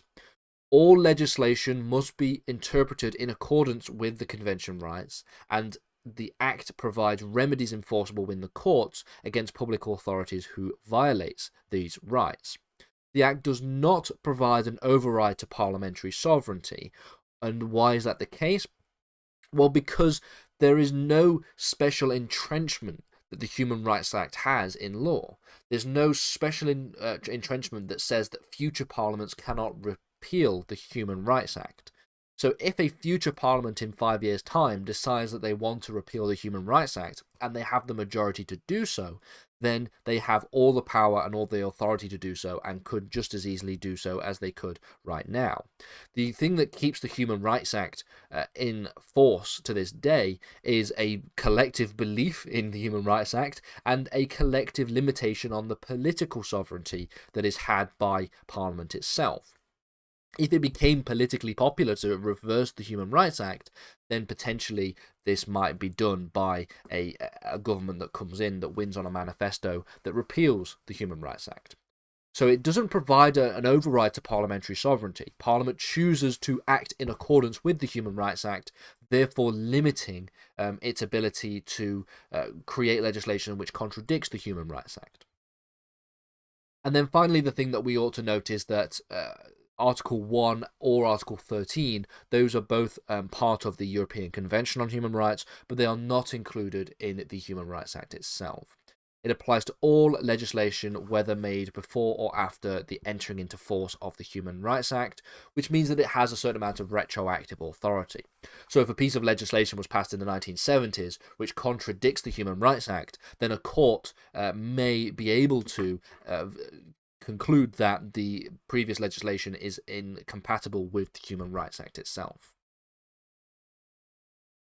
So that, given the sort of technical details of the Human Rights Act, and I understand that it is technical and it is something that even law students in their second and third years at university studying human rights law, either European or UK-based human rights law, struggle to deal with some of this content. So don't feel so overwhelmed if you feel like you don't understand this content. Given that we've dealt with the technicalities of the Human Rights Act and the ECHR, let's think about the principles of the Human Rights Act. So where primary legislation, i.e. parliamentary legislation, is incompatible with the Human Rights Act, the court can draw attention to violations by making something known as a declaration of incompatibility. Now, where there is a passage of legislation into law, within either the first or second reading, they have to make it clear that the piece of legislation, the bill that is being proposed, has to be in accordance with and compatible with the Human Rights Act. There is also what is known as a fast-track procedure, which is available in special circumstances, and what it does is enables amendments to legislation to be made in order to ensure that any potentially incompatible elements of that legislation can be made compatible with the Human Rights Act. The Human Rights Act can also be directly enforced against public authorities and by a victim defined in accordance with the case law of the European Court on Human Rights. So where we have mentioned, and where Lord Bingham mentions in the previous case from 2007, that the Human Rights Act you should delineate the rights that are enshrined by the Human Rights Act from the rights that are enshrined by the European Convention on Human Rights, and note that the Human Rights Act takes rights that are drawn from the Convention. It should also be noted that public courts in the United Kingdom have taken decisions and precedent from the European Court into consideration when making their own considerations relating to human rights in the United Kingdom. As we've already said as well, the Human Rights Act does not include any provisions which overrides parliamentary sovereignty. And what this does is, as I've mentioned previously, make a distinction between what we would describe as the political sovereignty of Parliament and the legal sovereignty of Parliament. Parliament would be perfectly within its legal authority to override at any point the Human Rights Act and pass legislation which is incompatible with it. Now, the question of whether or not you can override the Human Rights Act by way of the doctrine of implied repeal, which is something that we've noted previously in earlier lessons on parliamentary sovereignty, is one that is a constitutional question that is sort of thrown out into the ether. You have the case of Thoburn and Sunderland City Council, which sort of implies that you could not do such a thing. But does that imply that parliamentary sovereignty is limited in that regard? Or does the doctrine of implied repeal even fall under the main umbrella of parliamentary sovereignty? That's a question that has to be asked and might potentially be asked in the future. But in terms of the legal authority to override the Human Rights Act, that is perfectly within the remit of Parliament. Of course, this would therefore have potentially dire political consequences, and so for the most part Parliament has kept in line with the Human Rights Act's political authority. And one of the things that is noted that is where courts have said that there are pieces of parliamentary legislation that are incompatible with the Human Rights Act and that they should change that piece of legislation, Parliament has, for the most part, gone along with the court's rulings, even though legally they don't have to. So we have a lot of back and forth and argument to be had around the Human Rights Act. And for the most part, it is often the case that it is public policy and governmental decisions that also find themselves in the Supreme Court looking at Human Rights Act decisions. So the Human Rights Act is a very interesting and potentially controversial in some elements, in some areas, piece of legislation that is very useful for both incorporating or at least drawing from European Convention rights, and also talking about the debate between the limitations on parliamentary sovereignty versus the realities of legal parliamentary sovereignty as well. In the previous lesson, what we did was talk about the role and nature of human rights and fundamental civil liberties within the confines of the UK's constitutional framework. And we talked at quite a lot of length and in quite a lot of detail about the Human Rights Act and the European Convention on Human Rights, from which those Human Rights Act provisions are drawn. Well, in this lesson, we're going to talk in a bit more detail, firstly about the Human Rights Act, very quickly covering the content of the Human Rights Act.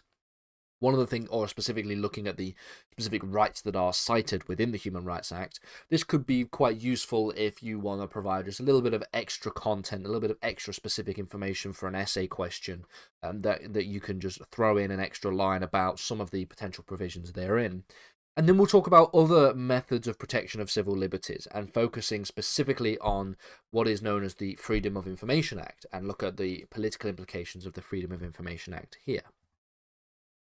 So, like I mentioned, the last lesson introduced the subject of civil liberties, looking first at the European Convention on Human Rights, which the UK has been a member of since the 1950s, followed by the passage of the 1998 Human Rights Act. This lesson is going to examine the Human Rights Act in a little bit more detail and then talk a little bit about some other cases under the Human Rights Act, as well as the Freedom of Information Act as well.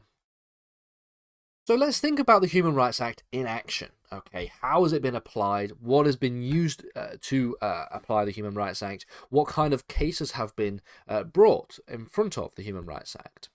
Well, the Human Rights Act itself is made of a number of specific provisions, each of which outlines specific and fundamental freedoms. Now, these are the provisions that encode the specific rights of the Human Rights Act. They're not necessarily the procedural provisions, which relate to things like declarations of incompatibility, etc., etc., etc. So, essentially, the first of the provisions of the Human Rights Act commits all the signatories to protecting the rights which are included in the Convention. And then we have the right to life protection, the prohibition of torture, degrading, or inhuman treatment. We have the outlawing of slavery as well as involuntary servitude. We have the securing of liberty and security of the individual against arbitrary arrest and arbitrary imprisonment. We have the guaranteed right to a fair trial. We have the prevention of legislation which criminalizes acts retrospectively. So the idea behind the idea of retrospective criminalization is this view that we probably shouldn't pass legislation that criminalizes something that was previously not criminalized, and then go back and charge and arrest every single person who once did that act. So if, for example, it became a crime tomorrow to drink coffee, then we shouldn't go back and arrest everybody who used to drink coffee back in the day or today, for example. That's what retrospective criminalization prevents us from doing. Part 8 promotes the respect for individuals' rights to private and family life. We also get the protection of the freedom of thought, consciousness, and religion, freedom of expression, and the right to assembly, the freedom of men and women to marry and start a family, etc., etc., etc. So this is a few of the rights that we have. Now, a lot of these rights, you will note, are drawn from the European Convention. So, for example, Article 6 of the European Convention also guarantees the right to a fair trial. We also have the freedom of expression, the right to assembly. We also have the prohibition of torture and degrading or inhuman treatment. In Article 3 of the European Convention, the right to life exists within the European Convention. So there are similar parallels, but you should remember to note that what was described in the previous case in 2007 by Lord Bingham, this idea that the rights in the Human Rights Act are slightly different to the rights within the European Convention. Because the European Convention applies these rights to international law, specifically onto the state of the United Kingdom, these rights are applied with domestically to the UK itself, because they are legislation passed by Parliament. So just bear that in mind. But again, remember that I did also mention in the previous lesson that that's a technical detail that isn't necessarily too important for an A-level student to have to wrap their head around, or to go off and write a massive essay about the precise and distinct legal delineations between the rights in the Human Rights Act versus the ECHR. You won't get many marks for doing that. So that's just a little bit of extra information in the background. Now, what about the earlier cases under the Human Rights Act? The first of these early cases were the murderers of James Bulger. So essentially, one of the earliest cases, one of the most shocking cases within the United Kingdom, at least in recent history, was the kidnapping and murder of the 2-year-old, I believe he was 2 years old, James Bulger, who was kidnapped in a public shopping centre in, I believe it was Manchester, in the 1990s by two older boys, still young boys, but older than Bulger, one being Thompson and Venables. Now, these boys then took Bulger to a train track and murdered James Bulger. It was an incredibly shocking case. Okay, both of the boys were convicted of killing James Bulger in 1993. Now, the case itself sparked a significant amount of fury within the media and within the broader populace at large, and it brought into question the safety of the two perpetrators for this crime, the safety of Thompson and Venables, such that essentially what had happened was the court decided to impose a lifetime ban on their new identities. So they'd served their time in juvenile detention, and then they had been given new identities. They had been able to not be photographed or their images released to the public since their arrest and since their conviction, and they were able to get new identities and live their lives away from the public spotlight.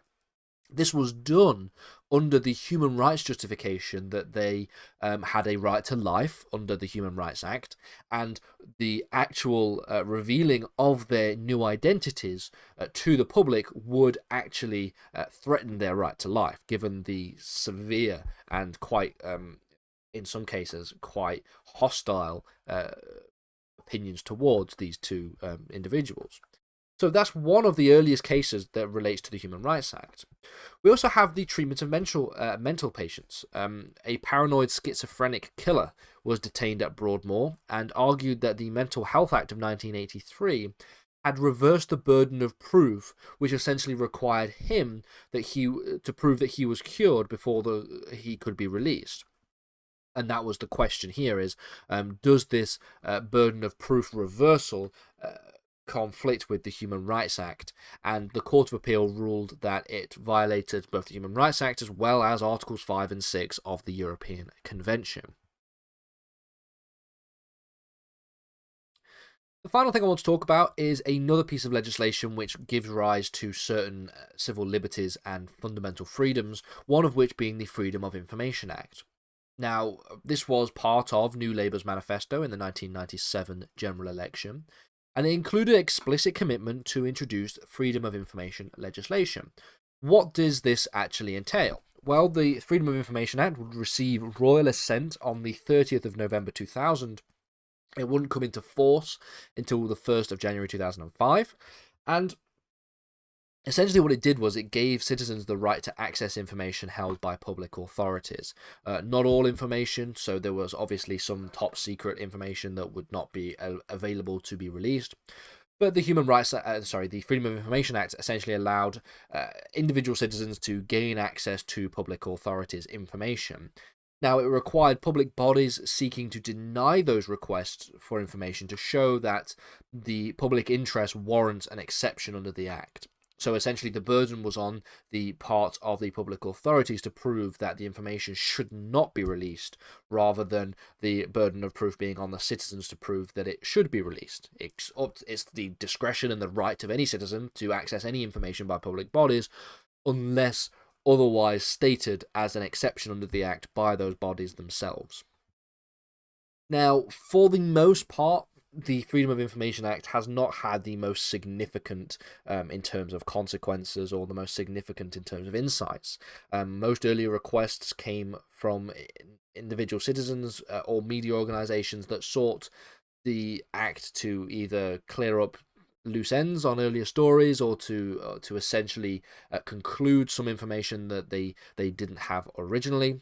In no area, however, that the Freedom of Information Act was more apparent in its use and more substantial in its use was in the case of the MP expenses scandal, where it was revealed by Freedom of Information Act, after Freedom of Information requests, that MPs had been claiming on their expenses a number of different things that were essentially gratuitous, or just essentially not within the limits of what ought to be claimed on an MP's expenses.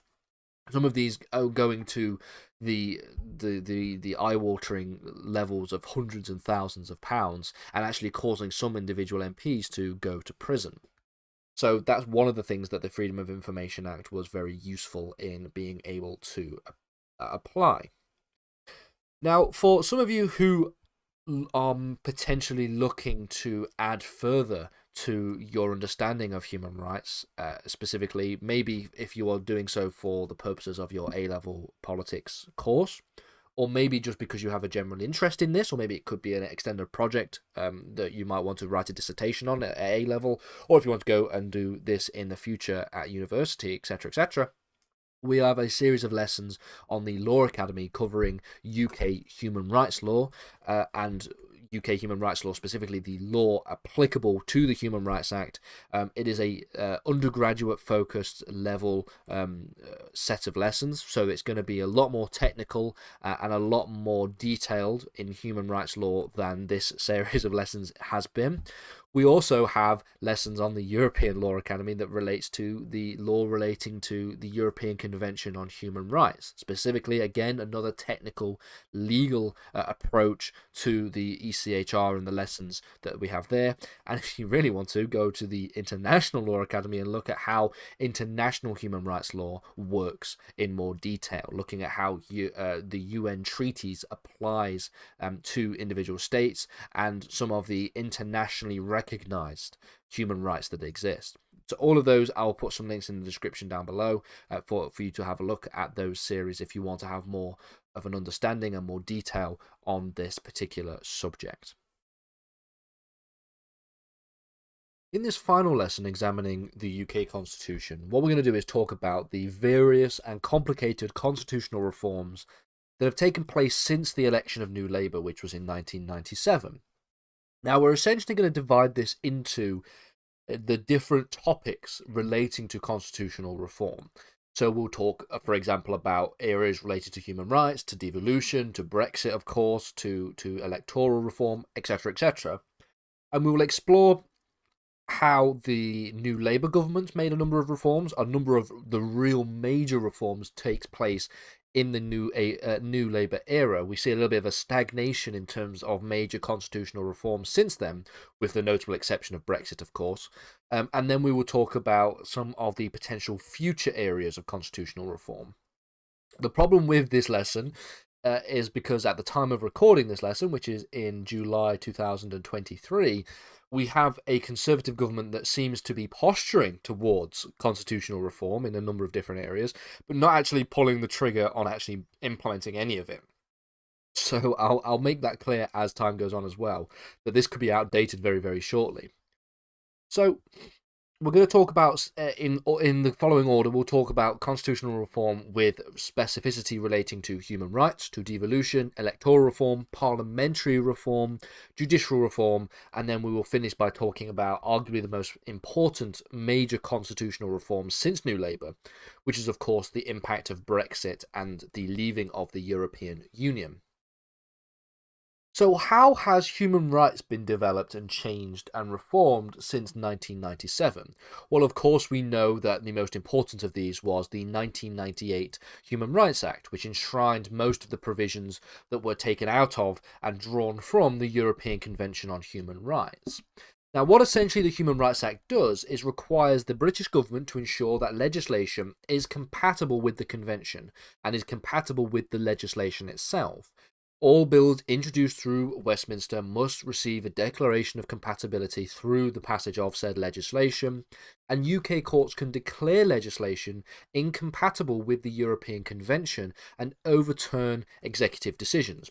And by European Convention, I'm sort of meaning more specifically within the Human Rights Act, because the European Convention itself relates and applies its legal precedent differently to the way in which the Human Rights Act operates. Again, when we talked about this in the previous lessons looking at the Human Rights Act, we noted that this is a quite niche and esoteric area that you don't need to understand in any great depth to do well at A-level, okay? So you don't have to know the distinct and clear intricacies, both theoretical and doctrinally, between the Human Rights Act and the European Convention and the ways in which law applies in different regards. You should just know that the ECHR, being a treaty, a convention, applies international law and applies to international law, and the Human Rights Act, being parliamentary statute, applies domestically.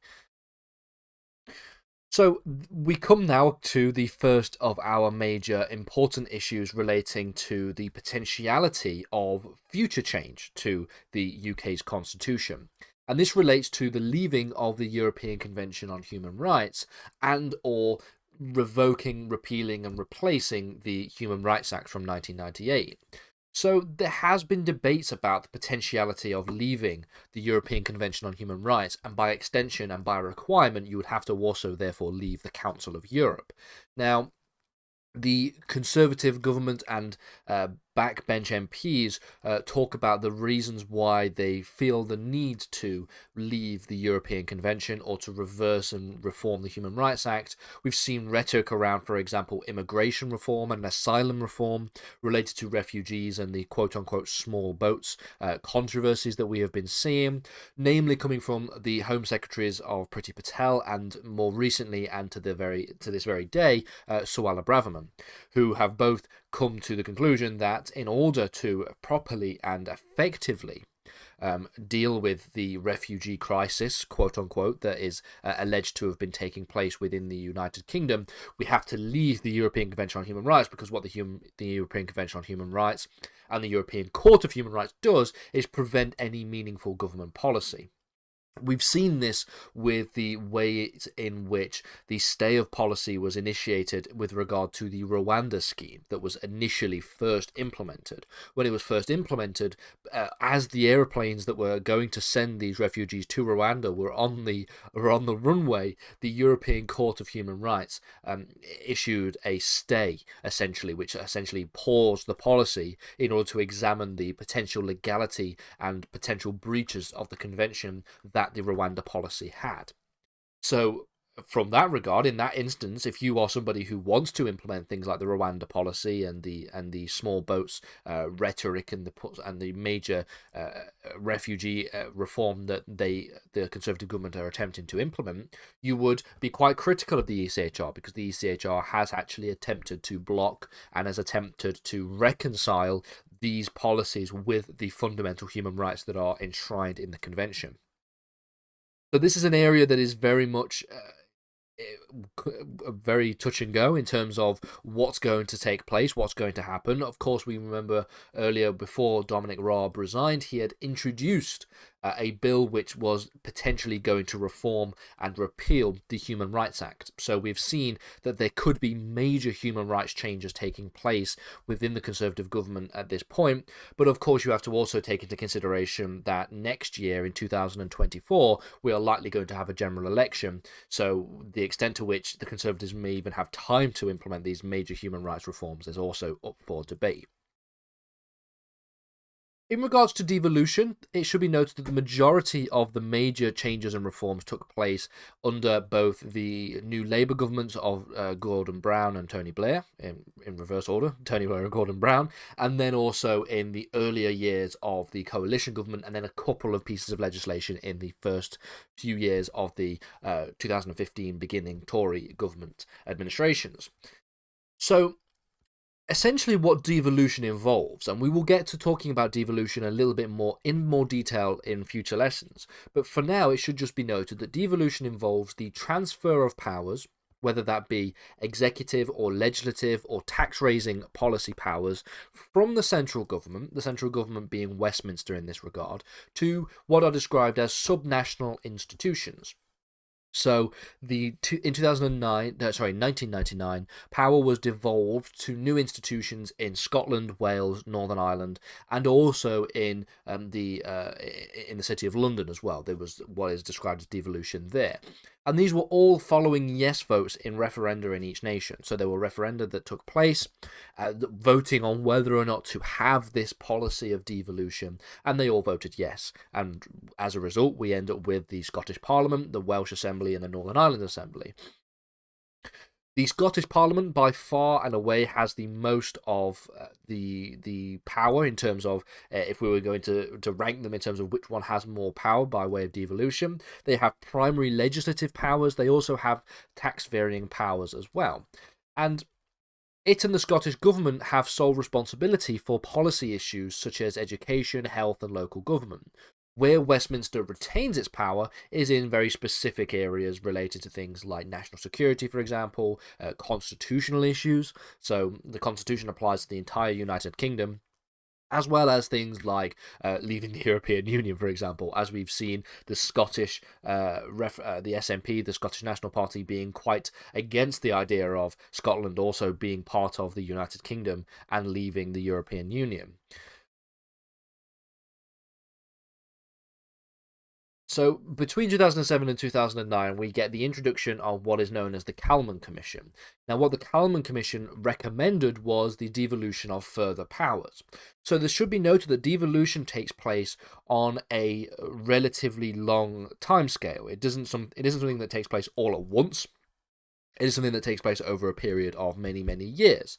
So they had the first sort of wave of devolution legislation in the late 1990s, early 2000s, Northern Ireland being slightly different given the fact that we also had the Good Friday Agreement and the ending of the Troubles in that regard. But we had early devolution legislation in the late 90s, early 2000s.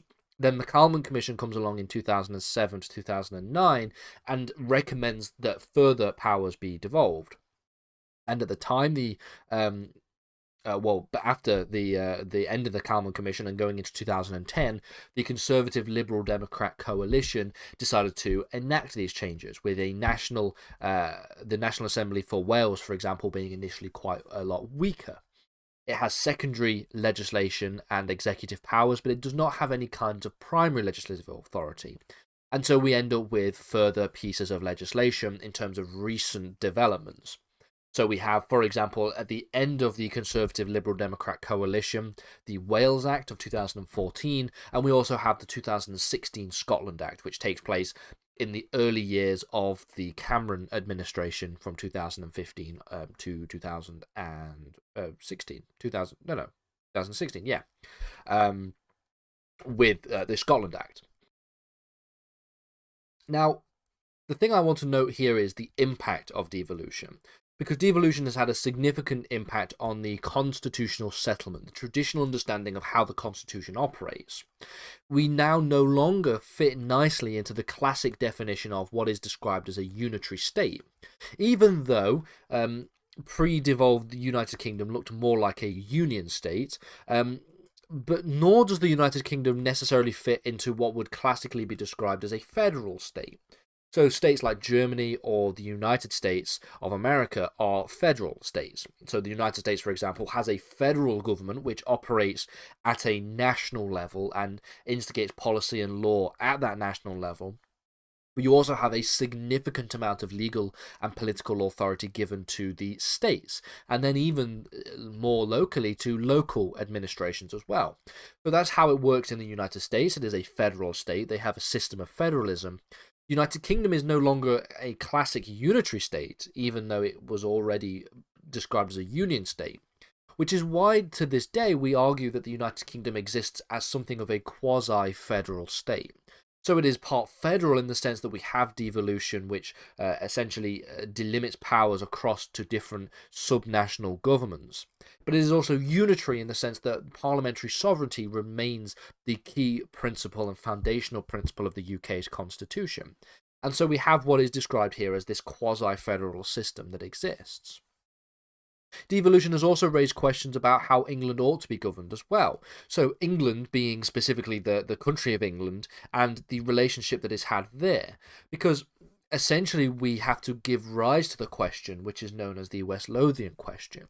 And the West Lothian question is this idea of why is it the case that Scottish MPs at Westminster are able to vote on purely English matters, when English MPs can no longer vote on matters which are devolved specifically to the Scottish Parliament. So only reserved matters can English MPs vote on relating to voting in Westminster. Should it not be the case that we have our own English Parliament that is specifically relating to devolving powers to England, and then you have England, Scotland, Wales, Northern Ireland a bit more separate, because at the moment Scottish MPs have the ability to have a certain amount of authority in both Westminster and within Scotland specifically.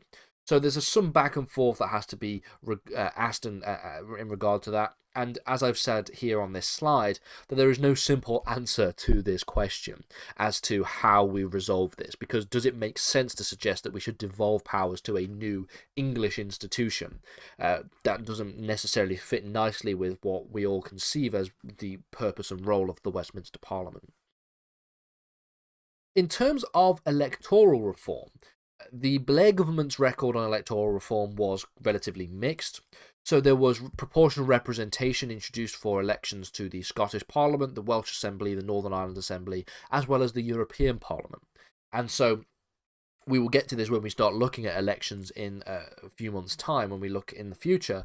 But essentially, with the introduction of these new devolved institutions comes new methods for electoral reform, new methods for elections being operated, with proportional representation being introduced. There was no action, however, taken in regards to the system that is used in general elections, which is, of course, the first-past-the-post system.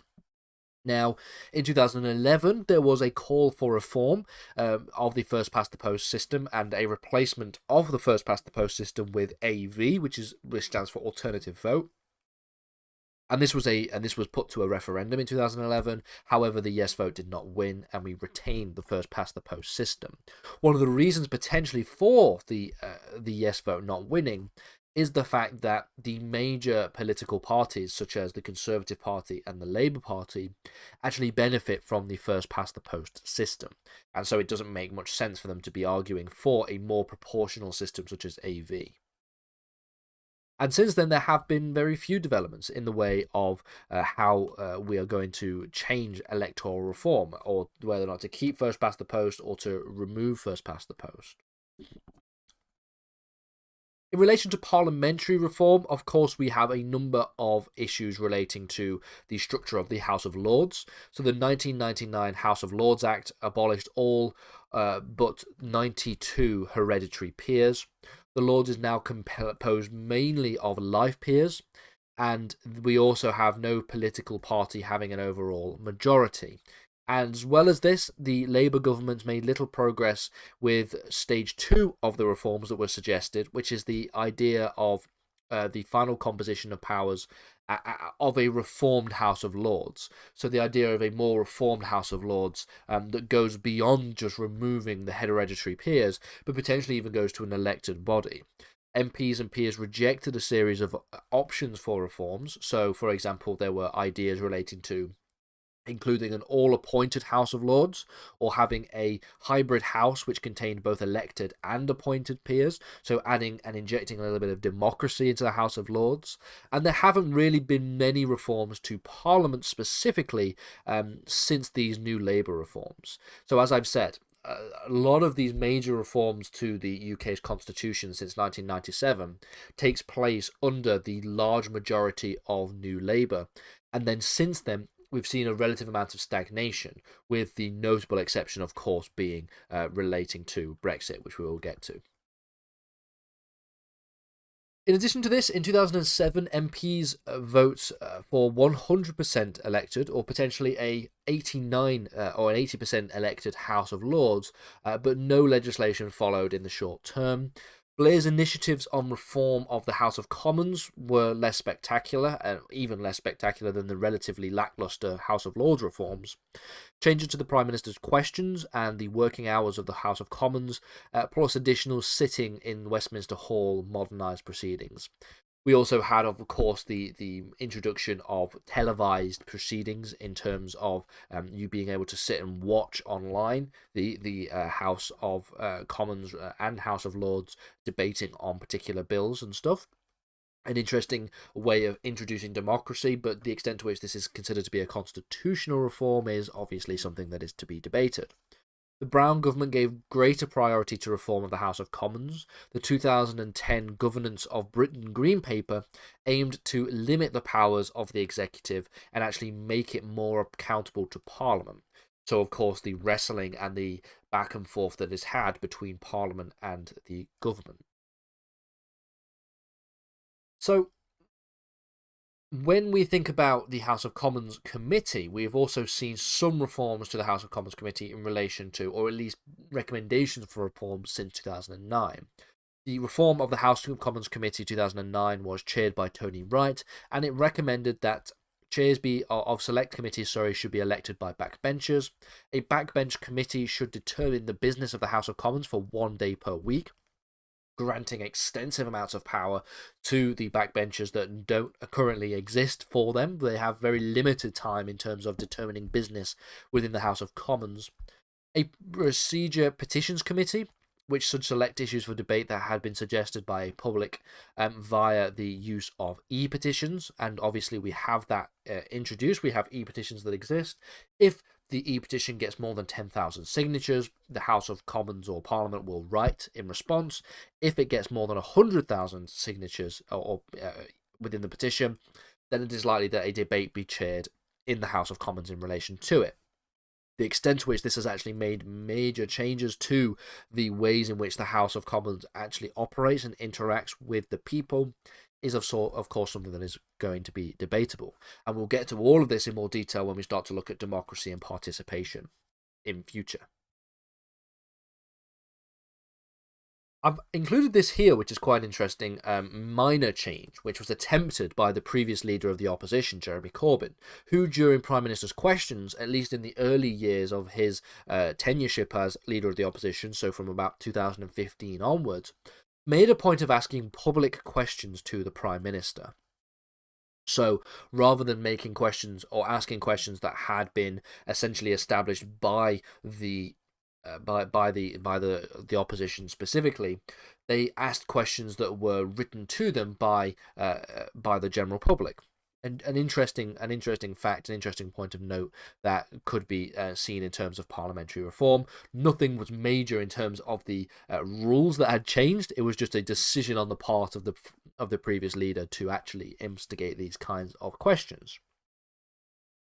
In terms of judicial reform, the major piece of legislation that we are going to have to refocus on is, of course, the Constitutional Reform Act from 2005. This focused on judicial reform.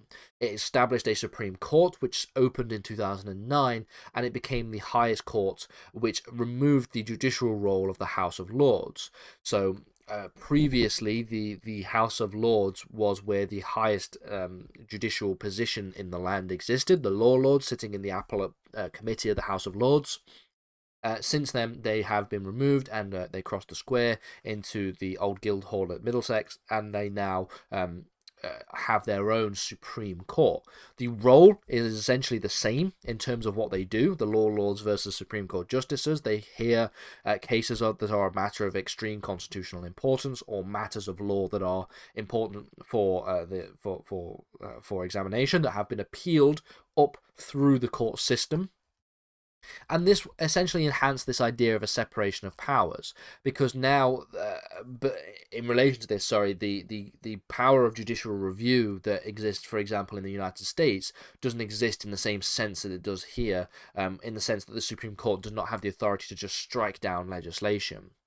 The government also had intended to abolish the office of the Lord Chancellor, and so this brings about the separation of powers even more, because the Lord Chancellor had the power of essentially had significant high-up roles within both the executive, judiciary, and the legislative branches of government, which of course is a completely antithetical position to the broader understanding of the separation of powers. By far the most significant development which takes place since 1997, at least within recent years, is of course the withdrawing of the United Kingdom from the European Union. According to Article 50, subsection 3 of the Treaty on European Union, treaties of the European Union, so this includes the TEU, the treaties on the functioning of the European Union, as well as the Fundamental Charter, as well as any kinds of secondary legislation such as regulations and decisions and anything of that note, all from the European Union, they will no longer apply to the UK from the date of entry into force of the withdrawal agreement, or failing that, after 2 years notification. Now, the UK formally left the European Union in 2020 after they had introduced the referendum in 2016.